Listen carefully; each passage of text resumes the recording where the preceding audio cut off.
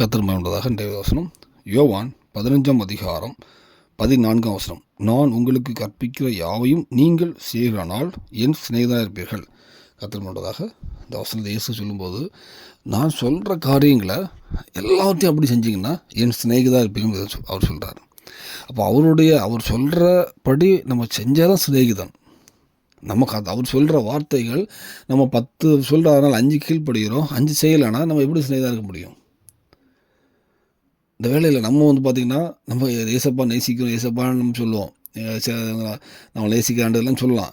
So வாயினாலும் சொல்லுவோம். உண்மையாக நேசிக்கிறோன்னா அவர் சொல்லபடி வாழ்கிறது. நம்ம செய்கிற ஒவ்வொரு காரியத்திலுமே அந்த இடத்துல இயேசு கிறிஸ்து இருந்தால் இப்படி செய்வாரா, இப்படி ஒரு காரியம் பண்ணுறோம், ஒரு இடத்த போதால் ஒரு சில கொடுக்கலுவாங்களா இருக்கட்டு, எந்த ஒரு காரியம் பண்ணாலும் இந்த இடத்துல நீங்கள் பண்ணுற இடத்துல இயேசு கிறிஸ்து இருந்தால் அதே மாதிரி தான் பண்ணுவாரா?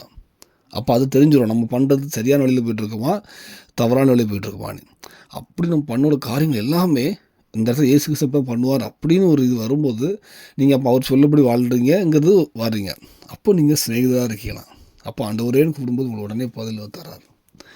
இந்த வேலையில் நம்ம கர்த்தர்ட்ட அன்பு கூறுவோம், அவர் சிநேகிதராக இருக்கணும் எல்லாம் சொல்லலாம். அவர் சொல்லபடி வாழ்கிறதுலாம் இருக்குது.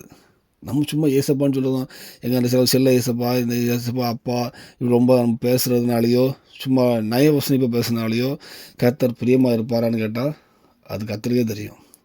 அவர் சொல்கிறபடி நம்ம வாழும் பொழுது தான் அவருக்கு சிநேகிதராக இருக்கீங்க. அப்போ நீங்கள் ஆண்டவரேன்னு கூடும்போது நீங்கள் அவங்க அருகில் நிற்கிறார்.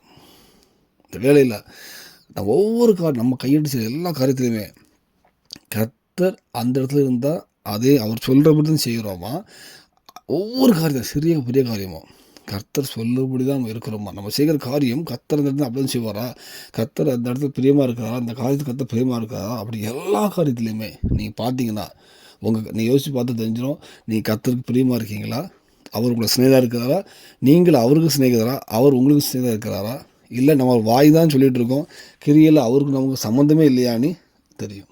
இந்த வேலையில் நம்ம அர்ப்பணிப்போம். இதுக்கு முன்னாடி எப்படி இருந்தாலும் இந்த வேலையில் ஒரு நிமிஷம் கர்த்தரை மன்னிப்பு கேட்டு கர்த்தருடைய சிநேகிதராக அவரோடு நெருங்கிறதுக்கு அவருக்கு பிரியமாக அவரோடு சொன்ன வழியில் கற்பனையில் வாழ்வோம்.